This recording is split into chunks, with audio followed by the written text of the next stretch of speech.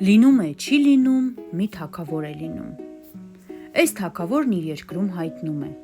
ով էնպիսի սուտ ասի, որ ես ասեմ սուտ է,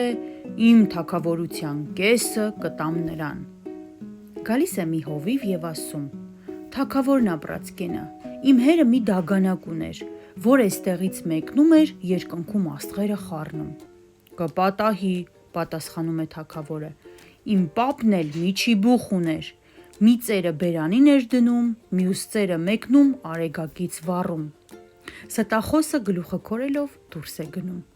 գալիս է մի դերձակ և ասում. ներողություն, թագավորն ապրած կենա, ես վաղ պետք է գայի, ուշացա, երեկ շատ անձրև եկավ, կայծակները տրաքեցին, երկինքը պատռվեց, գնացել էի երկինքը կարկատելու։ Հա, լավ ես արել, ասում է թագավորը, բայց մի փոքր վատ ես կարկատել, էս առավոտ մի քիչ էլ անձրև եկավ։ Սա էլ է դուրս գնում թագավորի պալատից և ներս է մտնում մի աղքատ, խեղճ ու կրակ գյուղացի կոտը կռնատակին։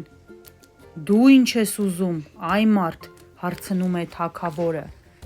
Ինձ մի կոտ ոսկի է սպարտք, եկել եմ տանեմ իմ ոսկին։ Մի կոտ ոսկի, զարմանում է թագավորը, սուտ ես ասում, ես քեզ ոսկի պարտք չեմ։ Թե որ սուտ եմ ասում, թագավորությանդ կեսը տուր ինձ։ Չէ, ճշմարիտ ես ասում, խոսքը փոխում է թագավորը, դե որ ճշմարիտ եմ ասում, ուրեմն ինձ իմ մի կոտ ոսկին տուր, ես գնամ։ Խեղճ գյուղացին վերցնում է իրեն բաժին հասած ոսկին և ուրախ գնում է տուն։ Հեքիաթի խորհուրդը՝ երբեմն ճշմարտությունն ամենախելացի սուտն է։